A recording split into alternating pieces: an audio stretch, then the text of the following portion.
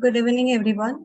Welcome to another session of the Network Seminar Series hosted by the Center for Network Intelligence at the ECU and RBCCPS IISc. Today's talk is by Professor Shweta Jain, and she will be speaking on pair clustering, notations, and algorithms.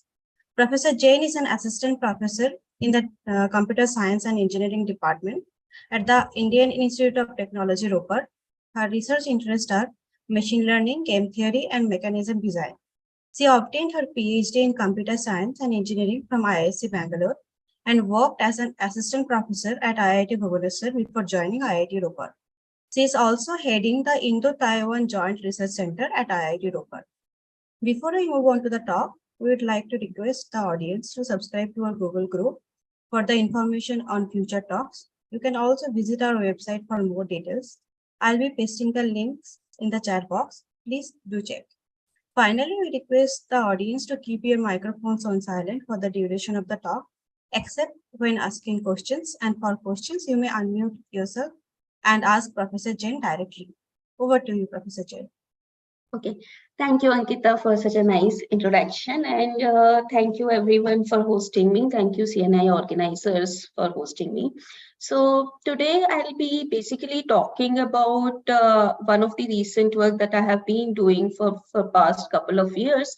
This is on the fair clustering. So the idea would be to give you the overview of what fair clustering is, what are the different notions that are available in the literature, and brush through the different algorithms that exist. And I'll just simply introduce you to one very simple algorithm that we have developed in the past year and give the theoretical bounds on that, right? So this is a joint work with Shiva, who is currently a PhD student with me. He is also a PMRF fellow.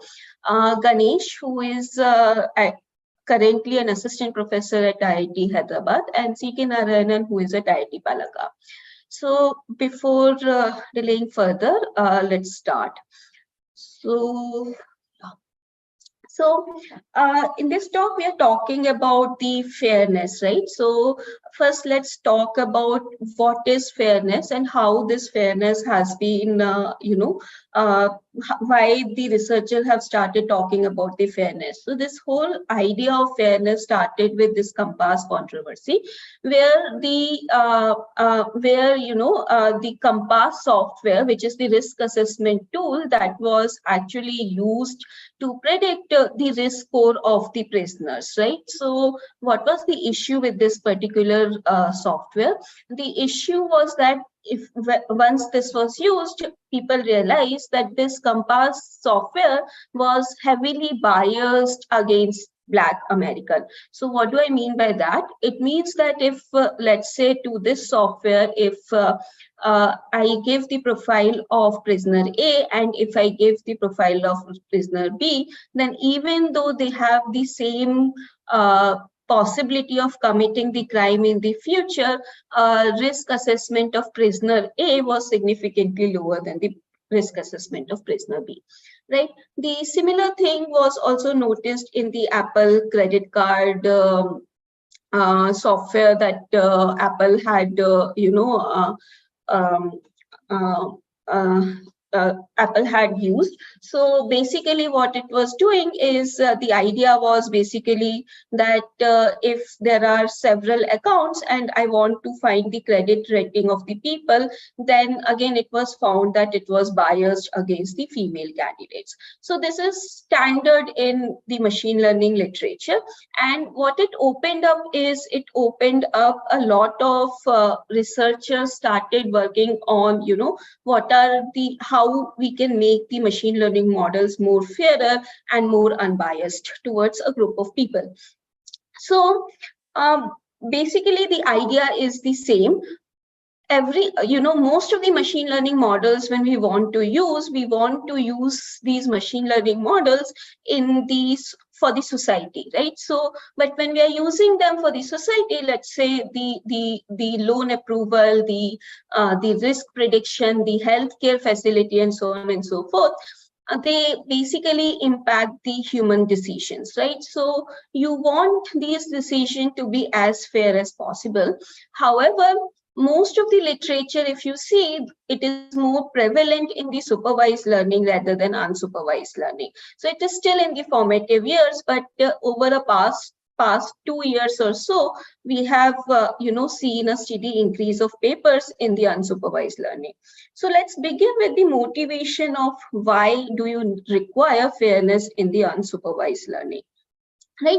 So in order to understand why do you need fairness in unsupervised learning, we need to understand what are the examples that are there that are present in the unsupervised learning domain, right? So the first example, which is the first row of the figure that I have here, in this particular example, what you could do is you could use unsupervised learning mechanism to basically find out, to do the resume processing. That means you basically find how many candidates, you basically cluster all your applicants into several groups, and you say that, one group may be better than the other group, and therefore you can simply pick that particular group. So that is one possibility. The other possibility is, clustering has been used in what we call as the facility location problem. So in the facility location problem, there is an office, a big multinational company, let's say, and it want to open the branches in several parts of the city, and it asks the question where these branches should be open. So this is with respect to multinational company, but you can actually ask the similar question with respect to any facility that you want to open, right? So in that case also, what we can do, we can basically cluster the end users of those facilities into several groups and open the facilities according to in the center of these clusters, let's say. Right. So how do we ask for the fairness in this case? So when I go for the resume processing example, let's say, I don't want to, select only candidates who are, let's say, male applicant as opposed to female candidates. So somehow I want to have, a balanced representation between males and females, let's say. So males and females were just one example, but it could be any group of examples that you want. Similarly, when I am looking for for the facility location problem, again, I don't want, for example, in the branch office, I don't want one branch office to only contain the male employees and not contain any female employees and so on, right? So somehow what I'm demanding, at least from these two applications, is that I want to have some kind of a balanced representation in each of these clusters.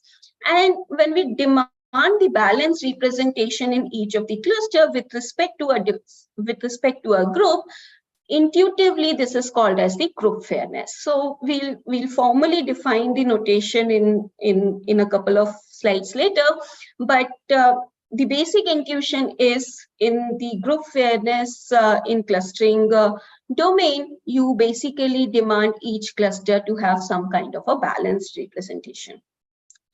But there is another kind of fairness that you could ask for. So one such fairness is, let's understand it through an example. So suppose you have, the first rows, and one of the main example that we study when we teach clustering application is the market segmentation, right? So what you want is, you want to divide, or you want to partition the entire customer segment into different clusters, and you want to say that, one cluster will get these kind of the discounts, another cluster will get these type of discounts, and so on and so forth, right? So now imagine you don't have any groups right now, but now what I'm talking about at an individual level.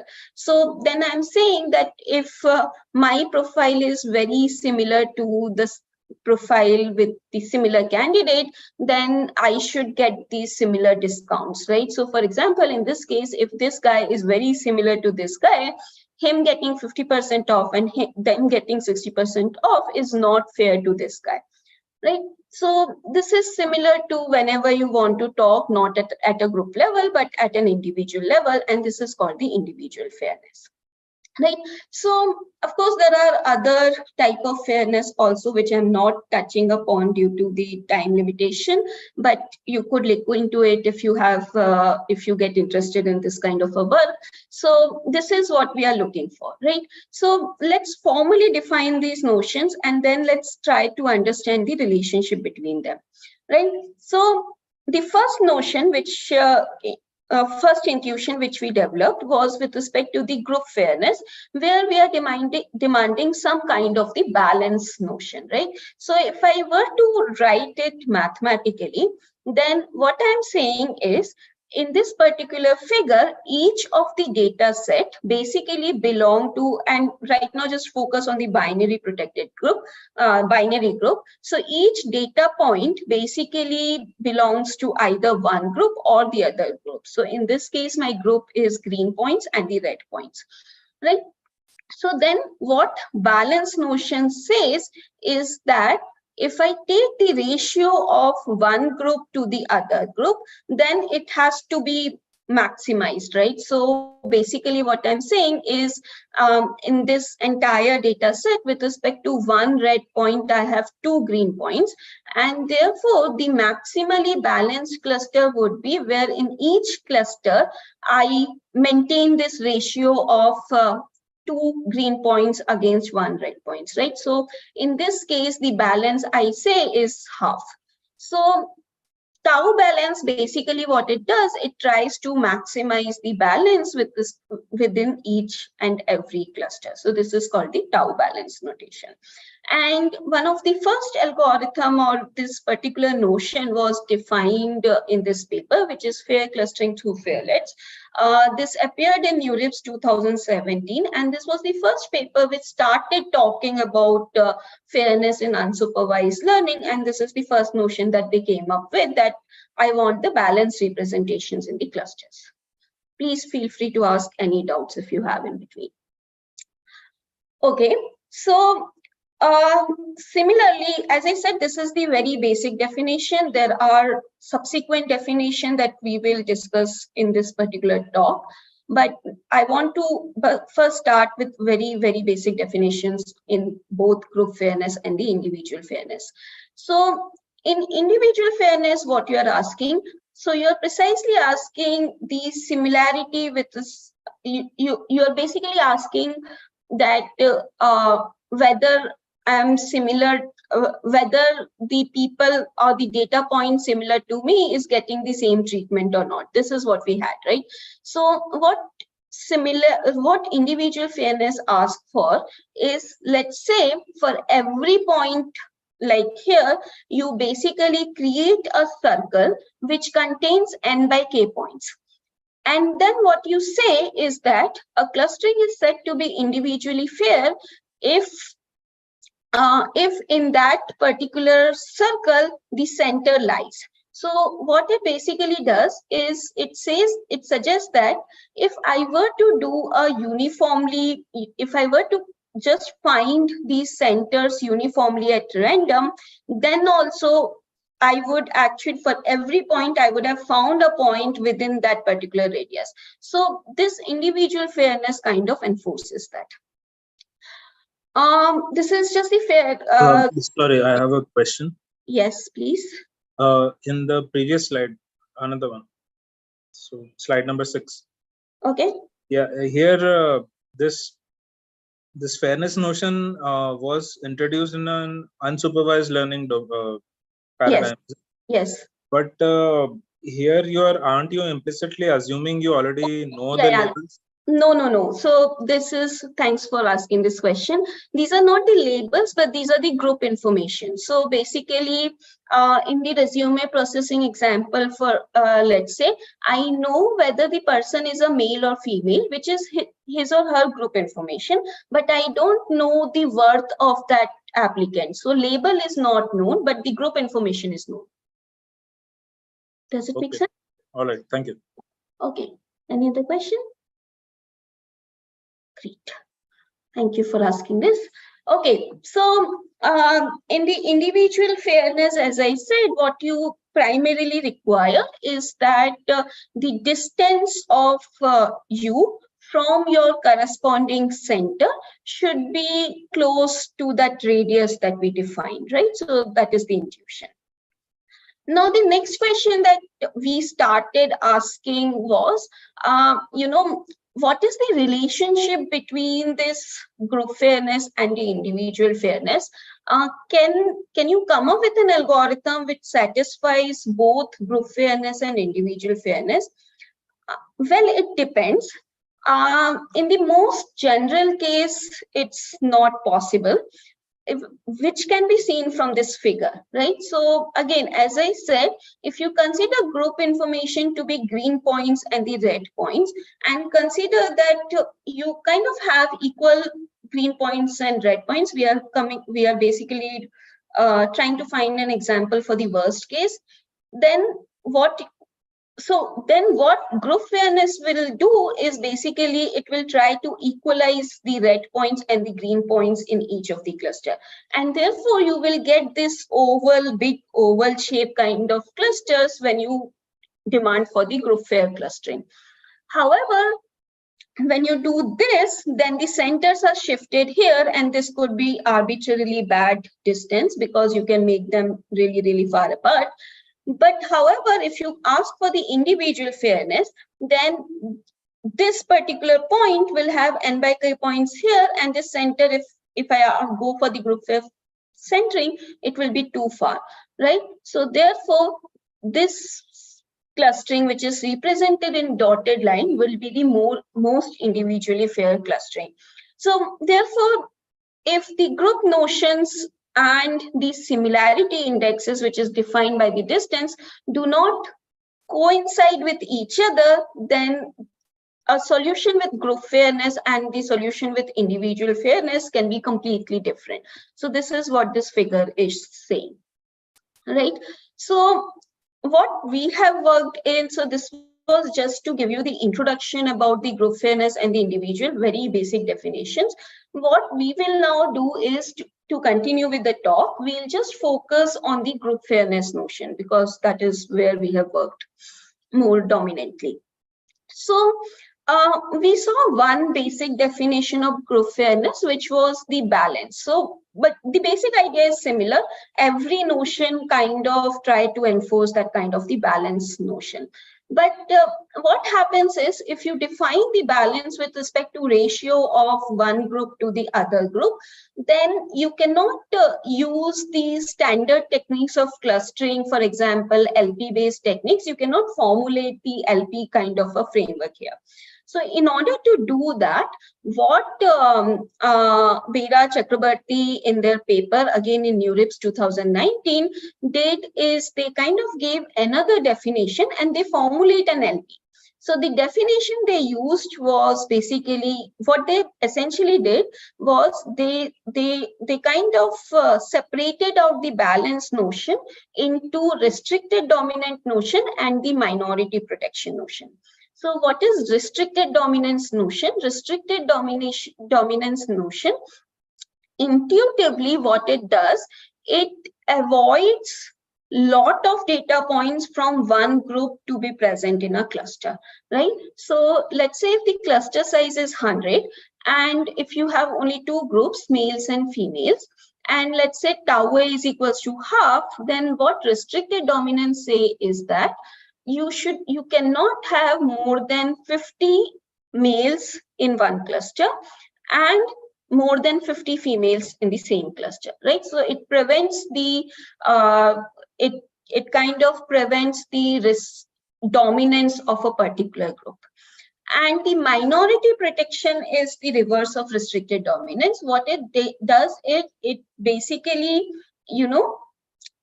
give the protection to the minority group. It basically says that you should have at least these many points from one group.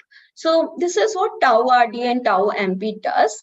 And in order to give you the idea of what had been done in the literature and why we took up this work. So just to summarize, so as we discussed in the first paper, which was developed in NeurIPS 2017, they basically came up with the balance notion, and the algorithm was basically, it was creating different kinds of small groups, and it was combine small groups which satisfy the balance notion and was combining these notions, and these small groups were known as the fairlets. So this was also the first paper on the balance clustering, but it leads to a very high computational cost, which was order of n square. Beckeres et al. Kind of improved the paper which was given by Chirchirati, and they reduced the time complexity by creating an intelligent data structure, but it leads to a high space complexity. What Zico et al. Did in their work is basically they considered a regularized optimization function. So what they did is they clubbed the objective function plus the fairness constraint. They came up with the continuous version of the fairness constraint. They clubbed them, they solved the optimization problem and used it using any optimization technique. However, because it was a regularized parameter, we found when implementing that it required heavy hyperparameter tuning to come up with the optimal solutions. Finally, Bera et al., what they did is they kind of divided the balance constraint or the balance notion into two parts, restricted dominance and the minority protection, and they solved this particular problem via the LP formulation. Again, it worked reasonably well with k-means clustering. However, it gives a very huge computational complexity for k-medians. So the idea was to come up with an algorithm which kind of solves these issue of high computational complexity and is simple enough to understand. So what we did in order to solve this is we looked at the notions which were existing notions, and what we asked is, the main issue with the existing notion is that they are demanding the ratio, they are demanding the number of points in, they are demanding the balance in terms of the number of points in the clusters. So what we said is that instead of that, let us just try to change the notion a little bit. And what we do is we say that we define a new notion which is called the tau fair, and we say that a clustering satisfies tau fairness if I pick up any point, if I pick up any cluster Cj and I look at the points inside the Cj with a protected attribute, let's say A, then I say it is tau fair if for a given variable tau A, it has at least tau A fraction of the points, but not with respect to the cluster, but with respect to the entire data set having the attribute A. So the only difference between tau RD and tau fair is this summation here. So here we say that you look at the entire data set. So let's say in the entire data set you have 100 females, and if your tau is 0.2, then you want in each cluster you want at least 20 females. So that is the difference. You will understand this difference through this example. So in this example, what I have done is I have basically summarized the notion of tau balance, tau RD, tau MP, and tau ratio. So what tau balance does is if I have two clusters C1 and C2, C1 having green points 12, red points 3, C2 having green point 3 and red point 3, then the balance of C1 is going to be minimum of 12 by 3, 3 by 12, which is 0.25, and the 1. So the balance of this cluster is going to be 0.25. If I go for the restricted dominance, so restricted dominance basically suggests that I should not have extra. So you will see that the restricted dominance will come from this green point, 12 green point, because I have too many of them. So the restricted dominance will come from 12 by 15, which is going to be 0.8. And the minority protection will come from this cluster green points, which is going to be 3 by I think sorry. So the minority protection is going to come from here, which is going to be 3/15 again, which is going to be 0. Right. So this is again with respect to each cluster. If I go for tau ratio, however, in tau ratio, I look for the total number of points from that particular protected attribute. So if I see the green point, these are total 15 in numbers. So tau ratio basically suggests in this particular case is that I have at least 3/15 green points in each cluster, right, which is going to be 0.2. And similarly, with respect to red point, at least I have 3/6 points in each cluster, which is going to be 0.5. So this is the basic difference between tau ratio and tau balance. But how does it help? It basically helps us significantly, because now what we can do is we can come up with a very, very simple algorithm, because right now what we are doing is we are simply saying we want certain fraction of points to be present in each cluster from the entire data set, right? So what we do is basically we can come up with a very simple algorithm, which I'll describe. But before that, let me just explain you what is the relationship between all the notions that we discussed, right? So you can show that if a particular clustering satisfy both restricted dominance and minority protection, that means it is neither allowing too many points from one cluster, and also, you know, also asking that at least these many points should be there, then any clustering which satisfy both RD and MP has to be balanced. Again, you will have to change the parameters slightly, tau will change slightly, but again, you can find the corresponding tau with respect to which balance is satisfied. And you can also show that if a particular clustering satisfy the tau ratio fairness, then it also has to be balanced with respect to some tau factor. However, the reverse may not be true. So if a particular clustering satisfy the balance, it may not satisfy the tau ratio, because of the simple fact that you could come up with an example where one cluster has only, let's say, 1 point from each group, and another cluster have too many points from each group, then it is not going to be tau fair, but it is going to be tau balance. So I'll leave it to you to understand once you understand all these notations. So any questions so far?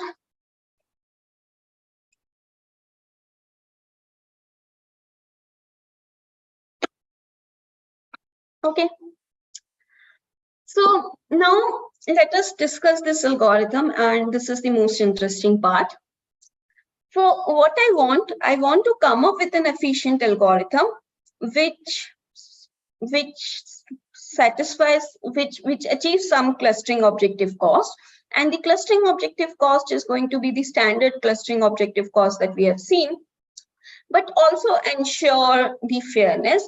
And now when I say fairness, it will ensure the fairness with respect to the tau ratio fair definition that we just said, right? So what I do in order to come up with such an algorithm, I basically, so clustering in general is a hard problem, because you have two problems in hand. One is you have to come up with the cluster centers, and once you have the cluster centers, you want to also allocate the mapping, right? So typically mapping is done to the nearest center.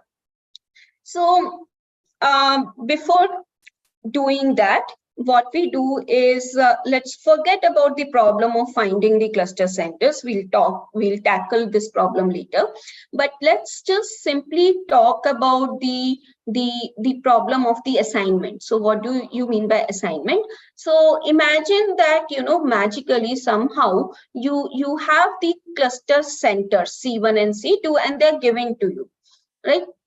So you don't have to worry about these to find the centers.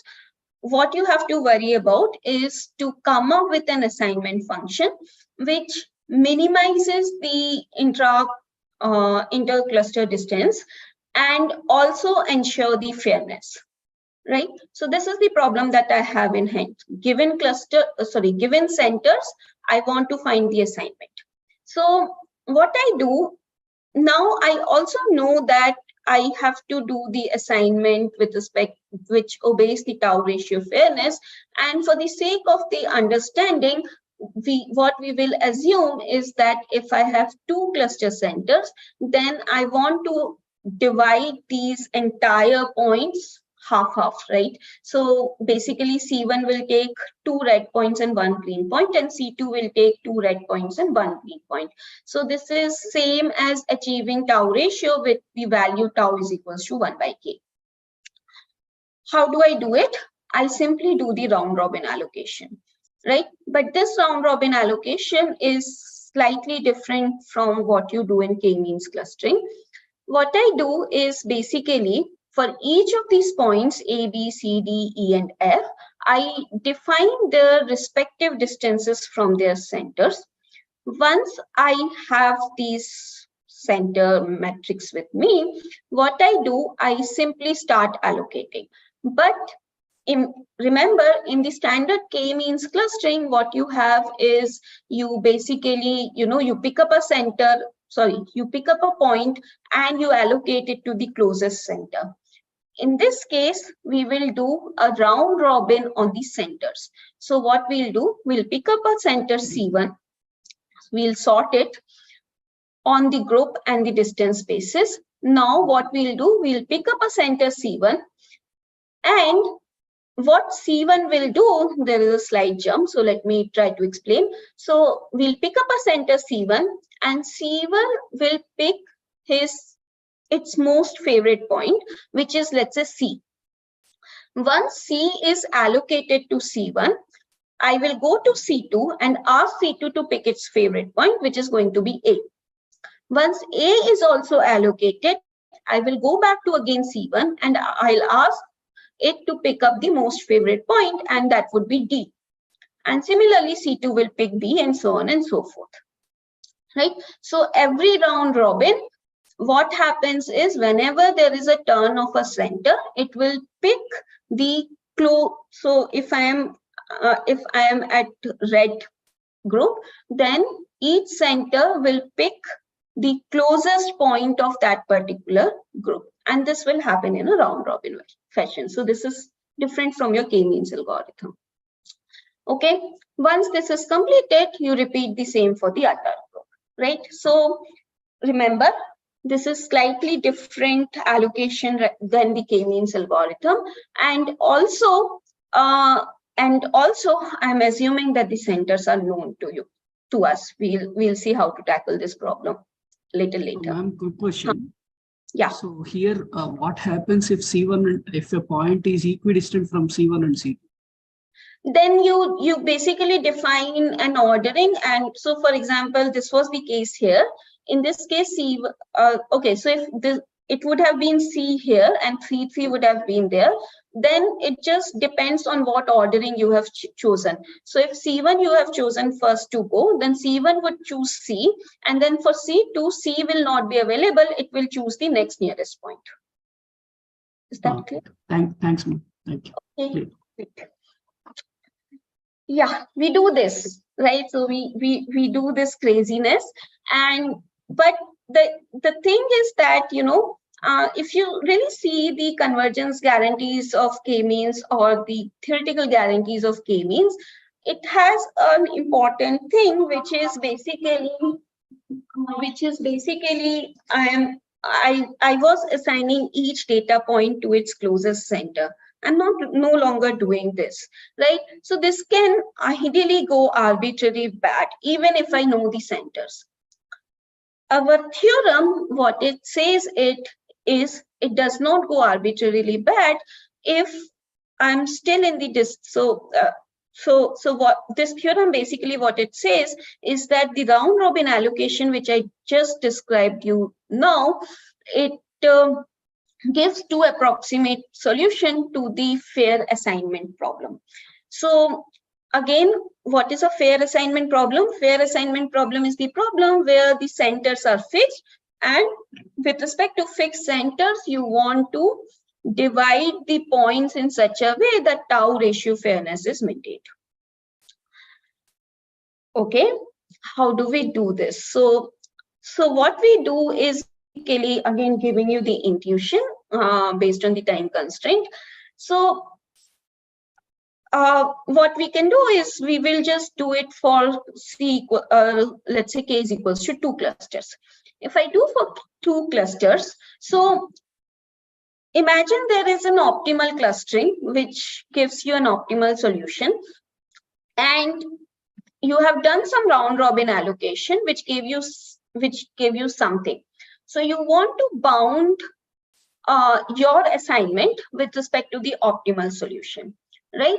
And so basically you start with this question that you know which so good points are the points which basically your assignments also allocate to C1 and the optimal allocation also assigned to C1. Bad points are the points where in your algorithm these points are allocated to C1, but in actually it has to be allocated to C2 and vice versa. So what I want is I want to bound the distances of the bad points, right? Now, I want to see how these points would have been allocated by my algorithm. So if at all some bad point had to be allocated, so basically what I will do is I will denote a bad point by this black point, and basically this arrow imply that this point hi by your algorithm it has been allocated to C2, but ideally it has to be allocated to C1 in the optimal. Now, since we are in the setting where we want to equally distribute the points between the clusters, you will notice that, you know, if such a round happens, there has to exist another round GI prime where, you know, the bad C1 would also have picked the bad point, because imagine, because this has to be there because the points from every group has to be equally distributed. So if one person has taken a bad point at one point, then the other person had to choose a bad point at the other point. This has to happen, right? And now this is only one case. We'll come to next case. So this is the case where in a single round, one center is picking a good point, and whereas the other center is picking this bad points. What you could do is you can basically bound it using your algorithm's property. So imagine if C2 has picked up HI and GI happened before GI prime, then you know that distance of HI comma C2 has to be less than equals to distance of GI with respect to C2, because GI happened before GI prime. You are going in a round robin fashion. C2 has preferred HI over GI, therefore this has to satisfy. Similarly, you also know that distance of HI comma C2 has to be less than equals to distance of Y comma C2 because of the same reason. If you know this, then what you can do is you can bound what I want. So I want to bound the distances of only this round and this round.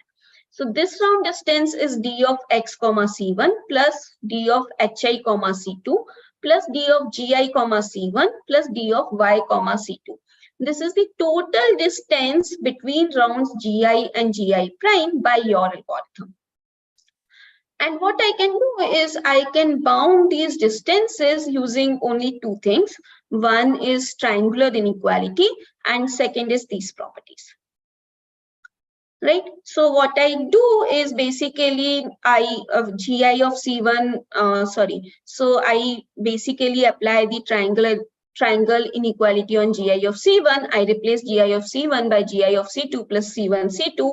And then again, I apply C1, C2 by triangle inequality with respect to HI, and then use these facts, and then I can show that this entire expression is nothing but this, which is 2 times this, which is less than equals to 2 times XC1 plus HIC1 plus GIC2 plus YC2. This is what I do. So this is the one case. When I go to the second case mein what can happen? You know, there could be a round where both of them would have picked the wrong points. So C1 would have picked GI, C2 would have picked HI. Now, what we were doing is we were trying to bound the distances of individual rounds. It turns out if you try to just focus on the individual rounds, that means you basically bound D of GIC1 plus D of HIC2 with respect to D of GIC2 plus D of HIC1, your bound becomes actually linear in N. So at one point we were getting the bounds N by 2. Right. So, but then we later realized that, you know, either this would be a single round, which is again, is not bad because it's just allocating 2 points badly, or there will be multiple such rounds. So if we cannot bound with respect to one single round and sum them up, hopefully we could bound with respect to 2 such rounds. So then what we do, we make pairs of GI and GI prime such that, you know, in both these rounds, they would have picked the bed points. Now you can provide the bounds. So again, I think I may have to skip. So again, you use the similar thing, the similar algorithm. D of GI of C1 has to be less than equals to D of HI of C1 because C1's turn was first, it picked GI before HI. Similarly, D of GI prime C1 has to be less than D of HI prime C2. D of HI C2 has to be less than GI prime C2, and HI C2 has to be less than equals to HI prime C2. Once you have that, you simply apply triangular inequality plus these things and you get the 2 result. I skip it and I ask you to do that thing. Okay, this is good. So basically, at least if you have k is equals to 2, and if you want to maintain the balanced number of points, tau is equals to 1 by k, then you can actually get 2 approximation with respect to fair assignment. There are a lot of ifs and buts here, but at least this is good. You know, this is just a constant which I told you, you know, it may so happen that this is the last round. So therefore you are just, you know, misclustering only 2 points that you can bound by some constant beta. So this is just this. So let me skip that. Right. So let me come to the main problem now. What we did, we basically converted the fair clustering problem to the fair assignment problem. And we said that, you know, I don't care about the centers. I just magically assume that these centers are given to me. But that's not correct. I want to come up with the centers. And here is what we can use. This result was provided by Bera et al.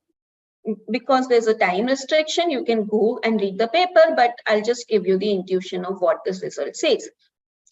What you do is, let's say you have the vanilla clustering problem, and you run the vanilla clustering problem, like k means, k medians, whatever it is, and you assume that whatever centers you have and whatever assignment function you have, the clustering objective cost of that is approximated by alpha factor. Let's assume, right? So, and these are the standard bounds that you have because we are not talking about the fair clustering problem. We are talking about the vanilla clustering problem. Okay. And then these are just some notation. You assume that opt assign C be the optimal assignment cost with respect to cluster center C, and opt cluster be the optimal fair clustering solution. Then what you can prove is that if I take C as my cluster centers, what was C? C was basically the cluster centers which you get when you run vanilla clustering algorithm. Right. So if you basically take these C, which is the vanilla clustering algorithm, which is the centers obtained from vanilla clustering algorithm, and you apply the optimal assignment to it, then the optimal assignment with respect to C, which has to be fair, by the way, has to be less than equals to alpha plus 2 opt clusters. Okay, so opt cluster is the optimal fair. This is a very cool result. So in Bera et al, they kind of proved this result with respect to the tau RD and tau MP notions that they defined.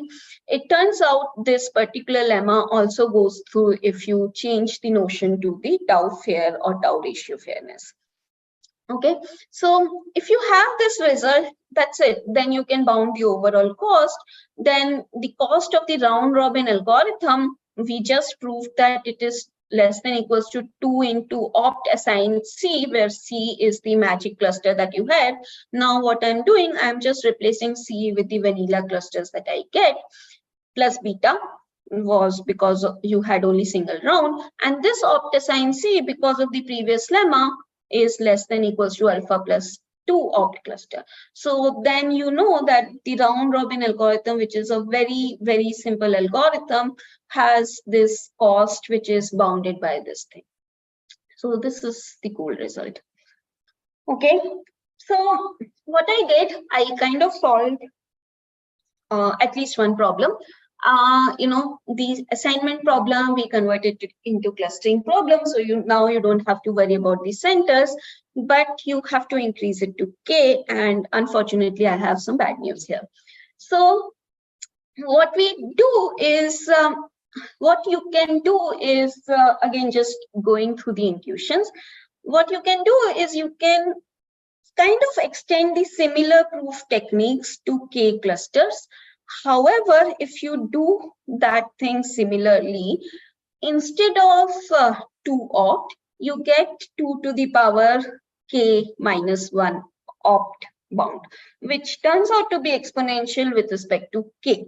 So that's why I said there is a so this is also an open question that we have in our work, is that can we get it to 2? In the paper, at least we have shown that for 3 clusters we can get the 2 opt result, and the number of case, we basically did case by case analysis, and it's huge. And if you go from 3 to 4, the number of cases again grows exponentially. It may be possible you get 2 opt, but we are not sure yet. But at least 2 to the power K minus 1 is a very straightforward bound. Okay, so that is another problem solved. So extending from 2 clusters to K clusters. The third problem that I want to solve is what happens if you don't want to allocate the points equally. That means you don't want all the red points to be equally divided amongst the cluster. You have some other, let's say if you have you have some other thing, let's say you want only 20% of the points from that particular group to be present in the each cluster rather than 1 by K. Then what do? The algorithm will be very simple. What you do in the round robin allocation, and the example which I showed, I was completely exhausting the red points and then I was going to green points. What you basically do is that you do the round robin allocation only till the tau fraction. Once you achieve tau fraction in each of the cluster, then you can basically use the optimal allocation from the k-means clustering algorithm, and you do that for the same thing, right? And you can intuitively, this should be good because other points are anyways optimally allocated, but it's not so straightforward. We have given the proof in the paper, but you can prove that if you do that, at least for k is equals to 2, you get the similar guarantees. So again, not explaining because of the time constraint. Okay, so the next question that you can ask is that you have this round robin allocation. If I fix this round robin allocation, we prove that it is to approximate, it achieves 2 approximate guarantees. Is it tight? It turns out it is tight. You can come up with an instance arbitrary bad center, and this is also the instance that we had since beginning, where I was also getting the linear if we were not bounding the multiple rounds of that 2 bad things. So This is an instance. What this instance is very, very simple. You imagine that so this basically represents the optimal clustering. For each C1, you have X1, X2, dash, dash, dash to Xj, and the distance of Cj distance of points in Xj from Cj is arbitrarily close, but distance of points in Xk from Ck is too big. So that means capital delta is basically greater than equals to K delta. So that means for Ck, the points in X1 are more closer to the points in Xk. So if you do this, you apply the round robin allocation, you will see that it will give you two approximate solution. So therefore, the bound that we did is also turns out to be tight. Okay, so next what we do is, since it's a clustering problem, it's a practical problem. So we will show the results on the real world data sets. And on the real world data sets, we show that the algorithm which I just presented performs significantly better with respect to both objective cost as well as the fairness, right? So if I talk about, so our algorithm is, the name is FRAG-OE, which I explained. So if you see the black part, then the black part almost gives you the similar performance as rest of the algorithm, except for this magenta thing, which is Eco et al. Paper. It gives you, you need higher balance. So you need higher balance. So our balance is comparable with any of the algorithms. So this is good. If I talk about the fairness error, you want lower fairness error. So again, our algorithm is almost zero because we are always satisfying the fairness. This is by the correction of by the algorithm property itself. If I look into the objective cost, again we are comparable with almost all the algorithms. It's just that yeah, I think so. Okay, so this is the similar plots. So what are the future direction? What is the key takeaways from this particular talk? So as I said, I wanted to explain, or I wanted to give a brief introduction to the fairness in unsupervised learning setting, because this is what I've been doing from past 2-3 years. And what we have studied in detail is the two types of fairness, group fairness and group fairness. We came up with some notion which we feel gave us, a good algorithm, good theoretical bounds, and good results. So this seems to be a good, but of course there are certain issues. For example, we don't have yet theoretical bound with respect to K clusters. That is one issue with this, and we don't still, I mean, although the tau ratio fairness notion is good, but still what happens if you have like skewed clusters, then tau fairness ratio will give you really bad results. How do you solve for exact balance notion? That you can ask for. Currently, we have also tried asking the questions. So far in the entire presentations, since nobody asked, I'll just tell you that we kind of always achieved group fairness with respect to one protected attribute. It could be gender or race or something. But let's say if you, for example, committee selection problem, you may want the balance with respect to multiple protected attributes. Let's say you want at least these many percentage of female candidates, and you also want at least these many percentage of Black people. So if, let's say, you have a Black female, then it gives you an extra advantage. So that is where we wanted to see if our algorithm extends or not. So this is what we are doing. The second thing is, we kind of looked into group fairness and individual fairness. We saw that together maybe it's not possible, but we still wanted to say, what is the best that we can achieve? Can we say that, you know, if these are the characteristics, then you cannot achieve better than this individual fairness? Can you give some Pareto optimal solutions or something like that? We are also working in the settings of federated clustering, the fair clustering, and distributed hierarchical.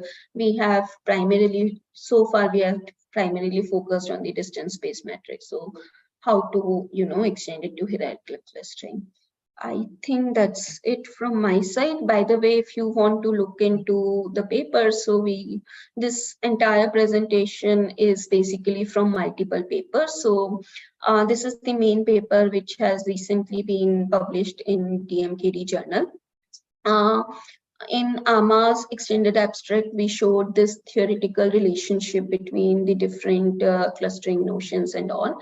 We are also presenting the same work on workshop on games, agents, and incentives. This was to gather a lot of points and discussion. Finally, this particular paper we had written just to summarize all the existing fairness notions and algorithms in the literature, and this will be available soon. Okay, I think I'm done. Thank you. If you have any questions, I'll be happy to take them. Thank you, Professor Jain, for an informative talk. We have time, we can take 1 or 2 questions.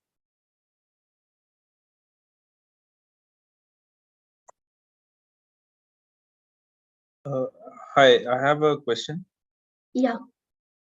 Have you explored this or are planning to explore this on the data sets that you had in all of your cases? You had the entire data set visible at the start, right?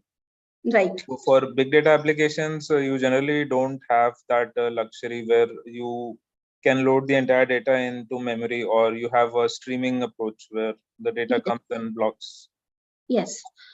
So good question. We are actually working on online clustering. So how do you ensure fairness in online clustering? We do have some preliminary results. The problem becomes significantly harder there because so if I look into the balance, let's say notion, then I don't know, you know, how many points will come from each group, and therefore it may so happen, let's say if the adversarially points are coming, it may so happen that all the points from one group are coming first and then all the points from the second group are coming first. So if I try to maintain the balance with respect to every time I open a center, then I may end up in opening too many centers. So we need some distributional assumption if we were to maintain the anytime fairness guarantee. But yeah, I'm actually looking into it. I don't have any concrete results, but just some vague ideas right now. But yes, we are. It's a good direction. Thank you. A quick question. So Yes. here you are telling about clustering, right? So is there any constraint on radius of the cluster? Is there any so that's a trade-off, right? So what we are assuming is that if you see the so the normal clustering application will give you tight clusters, right? So that's what your objective cost is. So if you demand, let's say, I really need equal representation of both the groups, you may not get it until and unless you expand the cluster. You may have to take two further points into consideration. So it's a trade-off between the fairness constraint and the clustering objective cost. So the tau factor that I talked about, if the tau is equals to 1/k, that is where you are demanding very strict fairness. So we are not constraining on the radius, we are constraining on the fairness, and we are saying if you keep on relaxing the tau, then it eventually leads to the vanilla clustering that is the best that you could have got. So tau kind of provides you the trade-off between the radius as well as the fairness. So I hope that clears up the question. Yeah, cleared the doubt. Thank you. Okay.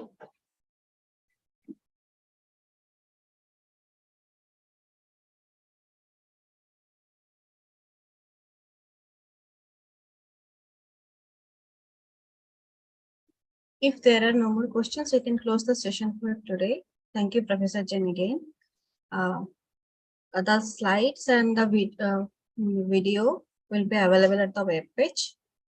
Thank you. Have a great evening. Okay, thank you, Ankita. Thank you for hosting me. Thank you. Thank you, everyone.